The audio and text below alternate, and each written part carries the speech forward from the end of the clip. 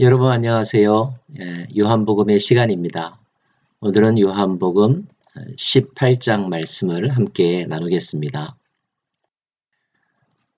자, 18장을 살펴보기 위해서 이제까지 예수님의 마지막 일주일의 행적을 잠깐 정리해 보면 어떨까요? 먼저 예수님께서 베다니의 벳바게로부터 예루살렘 성에 입성하신 날이 있죠. 우리가 보통 종료주일로 지키는 날이 바로 현대로 치면 일요일에 해당이 됩니다. 그리고 무화과 나무를 저주하시고 또 성전을 정결케 하신 일이 있었고요.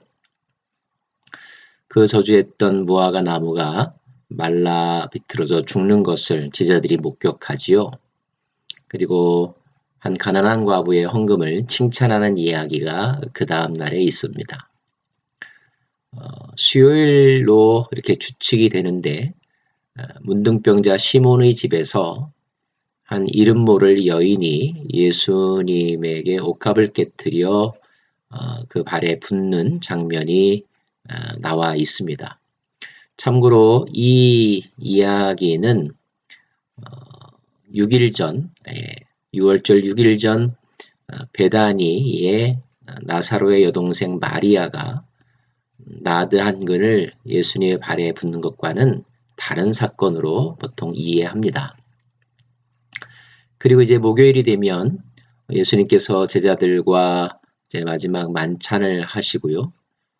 요한복음에 의하면 13장, 14장, 15장, 16장, 17장에 걸치는 긴 설교의 말씀들을 하십니다. 그리고 우리가 17장을 대제사장의 기도라고 우리가 살펴보았죠. 그리고 겟세마네 동산으로 가는 것으로 이제 목요일의 일정이라고 그렇게 추측을 합니다. 그리고 금요일 체포되시고 재판받으시고 또 판결받으시고 십자가에 달려 죽으시고 이제 무덤에 장사되는 일까지가 금요일에 해당이 되고요. 토요일 날은 무덤 속에 계신 그런 일정이라고 그렇게 성경의 기록의 순서로 정리할 수가 있겠습니다. 자, 예수님께서 체포당하시는 장면을 한번 살펴볼까요? 예수님께서 체포당할 곳은 겟세마네 동산이시죠. 군인들이 그리고 성전 경비병들이 예수님을 잡으러 다가왔습니다. 그들 앞에서 예수님은 본인이 당할 일을 미리 아시고 그들에게 묻습니다. 너희가 누구를 찾느냐? 나사렛 예수요. 그자 그때 예수님께서 내가 그니라 이렇게 말씀하시죠. 근데 아주 특이할 만한 현상이 일어납니다. 예수께서 내가 그니라 라고 말씀하실 때에 그들이 물러가서 땅에 엎드러지는지라 라고 되어 있습니다. 엎어졌다는 것입니다. 그 말의 내용과 그 말을 하시는 분이 권위에 압도되었다는 것을 알 수가 있죠. 그만큼 예수님이 의연하게 그들 앞에 나서셨다는 뜻이기도 하지만요. 특별히 여기서 내가 그니라, 영어로는 I am he 라고 되어 있는데요.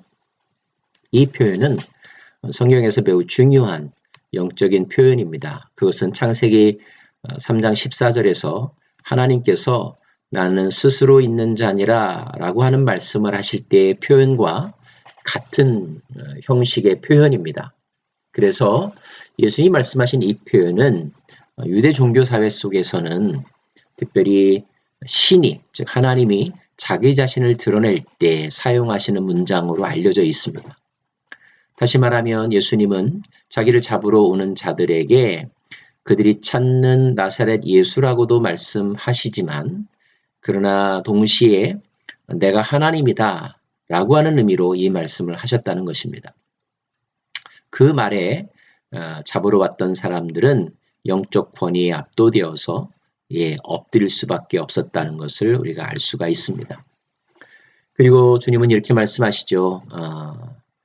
너희가 나를 찾으러 왔다면 이 사람들은 가게 해주어라. 여기서 이 사람들이란 바로 예수님의 제자들을 의미합니다. 그리고 성경은 이 예수님의 표현이 제자들을 끝까지 보호하시는 스승의 모습이라고 설명해 주고 있습니다. 흥분했던 베드로가 잡으러 왔던 말고의 귀를 칼로 자른 이야기가 요한복음에는 나오죠. 그때 예수님께서 베드로에게 이렇게 말씀하십니다. 칼을 칼집에 꽂으라. 아버지께서 주시는 잔을 내가 마시지 아니하겠느냐. 여기서 이 잔이라고 하는 것은 단순한 고난의 잔이 아니라 심판의 잔을 의미합니다. 즉 하나님께서 이 세상을 심판하시는 십자가의 죽음은 이 세상 죄에 대한 심판의 의미가 있다는 것을 여러분 기억하시길 바라고요.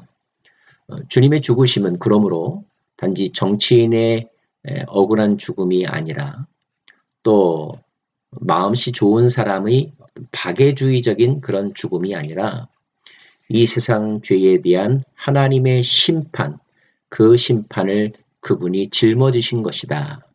이렇게 여러분이 이해하시기를 바랍니다. 자, 예수님께서 이렇게 체포당하시는 과정을 잠깐 이렇게 정리를 해보면요. 지도로 보면 다음과 같습니다.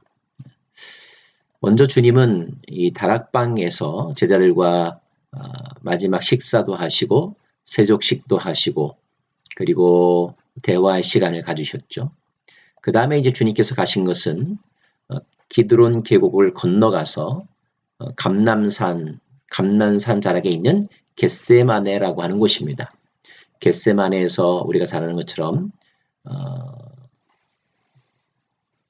땀방울을 흘리면서 핏방울을 흘리면서 기도하시죠. 그리고 그 현장에서 체포당하신 것입니다. 체포되신 주님은 그들에 의해서 어디로 끌려가느냐 하면 가야바의 집으로 끌려갑니다. 대제사장의 집이죠. 그리고 그곳에서 신문을 받고요. 이곳까지 따라갔던 두 명의 제자가 있습니다. 한 명이 바로 베드로이고 또 한 명의 사람은 바로 요한복음을 기록한 사도 요한입니다. 가야바의 집에서 재판받으신 주님은 그 다음에 성전 뒤쪽에 안토니오 요새에 머물고 있었던 빌라도에게로 끌려갑니다. 그리고 빌라도 앞에서 재판을 받으시죠. 왜 주님은 빌라도에게로 이송되었을까요? 빌라도는 AD 26년에서부터 36년까지 유대 지역을 관할했던 로마의 총독이었습니다. 총독으로서 그는 군사권, 재정권을 행사할 수 있었고요. 심지어 이스라엘의 대제사장들을 임명할 수 있는 권한, 그리고 성전 기금을 관장할 수 있는 그런 권한을 가지고 있었습니다. 평소에는 가이사랴에 주둔하고 있다가 명절 때는 예루살렘에 수많은 사람들이 몰려들기 때문에 그 예루살렘의 치안을 특별히 관리하기 위해서 예루살렘에 방문해 있었다고 합니다. 이때가 6월절이기 때문에 빌라도는 예루살렘에 와 있었고 그래서 예수님은 그 빌라도에게 보내어져서 이제 신문 그리고 재판을 받게 되는 것이죠. 예수께서 빌라도에게 재판받으신 사건은 복음서 4곳에 모두 나옵니다. 그러나 특별히 사도 요한은 베드로와 함께 그 가야바의 집들까지도 갔고 재판의 현장에 있었기 때문에 예수님과 빌라도 사이에서 이루어졌던 대화의 내용들을 비교적 소상하게 이렇게 설명해 주고 있는 것을 보게 됩니다. 또 누가복음에는 빌라도가 예수님을 신문한 다음에 당시의 분봉왕이었던 헤롯에게 예수님을 보냈다가 다시 이제 예수님을 넘겨받아 재판하는 과정이 기록되어 있고요. 또 예수님의 무죄 사실을 증명하려고 애쓴 모습이 누가복음에는 기록되어 있는데 학자들은 그런 모습이 기록된 것은 누가복음이 바로 이방인들을 위한 복음서로 기록되었기 때문에 이방인이었던 빌라도에 대하여서 비교적 우호적 또는 중립적인 관점에서 그의 행적을 소개했다 이렇게 해석하고 있습니다. 자, 여하튼 예수님은 이 빌라도 앞에 서게 되고요. 빌라도와 이제 대화하게 됩니다. 빌라도가 묻죠. 내가 무엇을 하였느냐? 내가 무엇을 하였느냐? 이 질문은 매우 존재론적인 질문이죠. 우리가 하나님 앞에 섰을 때도 어쩌면 이런 질문을 받을지 모르겠습니다. 너가 이 땅에 살면서 무엇을 하였느냐? 어떻게 살았느냐? 자, 그때 예수님께서 말씀하십니다. 내 나라는 이 세상에 속하지 아니하였다. 이 표현을 2번이나 하시죠. 유대인들이 예수님을 반역죄로, 그리고 성전 모독죄로, 그리고 신성 모독죄로 고소하였기 때문에 빌라도는 예수님에 대하여서 정치적인 범죄 혐의를 두고 질문했습니다. 그때 주님께서 하신 말씀은 내 나라는 이 세상에 속한 것이 아니라고 말씀하십니다. 자, 그러자 빌라도가 묻죠. 그렇다면 네가 왕이 아니냐? 그러자 예수님께서 대답하십니다. 내가 왕이다. 왕인 것은 맞다. 그러나 나는 이 여기에 속한 나라, 이 지상의 나라의 왕이 아니라 영적인 나라, 진리에 속한 나라의 왕이다. 이렇게 말씀하신 것입니다. 이 사실을 여러분 믿으십니까? 예수님이 하늘과 땅의 모든 권세를 가지신 통치자이시고 또 우리의 왕이시라고 우리가 고백하고 있는데 거기서의 왕은 정치적인 왕을 의미하는 것이 아닙니다. 물론 궁극적으로는 그 예수님은 하늘의 세계와 땅의 세계와 그리고 물질의 세계와 정신의 세계, 모든 세계를 다스리시는 분이시죠. 그러나 특별히 이 재판받으실 때 주님은 모든 것을 물질적으로, 정치적으로, 현세적으로 이해하고 있는 사람들에게 항상 영적으로 그 의미를 설명하고 계시는데 빌라도의 질문에 대해서도 그와 같이 말씀하고 계신 것입니다. 내가 생각하는 나라는 이 지상의 정치적인 왕국을 의미하는 것이 아니다. 나는 진리를 위하여서 왔고 그리고 하나님의 나라를 위하여서 왔고 그 하나님 나라의 대리 통치자로서 그리고 진리의 그 자체로서 이 세상을 통치한다고 말씀하고 계신 것입니다. 자, 그러자 빌라도가 묻죠. 진리가 무엇이냐? 묻습니다. 사실 진리가 무엇이고 진리가 어디 있는가 하는 것은 철학자들의 고민이고 인생을 진지하게 살아보고자 애쓰는 사람들의 공통된 질문입니다. 하지만 빌라도는 이 질문을 던지고 예수님의 답변을 기다리지 아니하고 다시 유대인들에게 나가서 유대인들과 대화하고 또 유대인들의 반응을 살피고 유대인들의 여론에 합당한 결정을 하려고 합니다.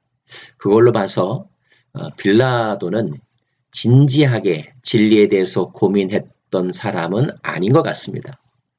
했다면 잠깐 호기심 차원에서의 질문이었지 진지하게 인생과 그리고 그의 미래를 생각하면서 진리를 탐구했던 그런 진지한 구도자라고 볼 수는 없을 것 같습니다.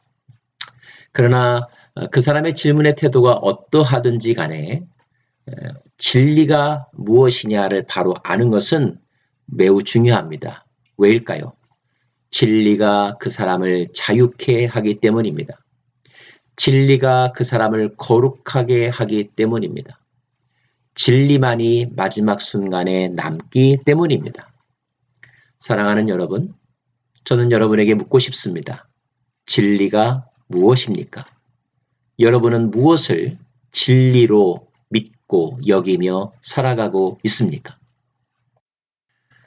요한복음을 통하여서 우리는 그 진리에 접하고 있습니다. 그 진리를 영접하라고 성경은 기록하고 있습니다. 우리 모두 그 진리에 사로잡힌 새로운 인생을 살아가는 인생의 주인공이 되기를 바랍니다.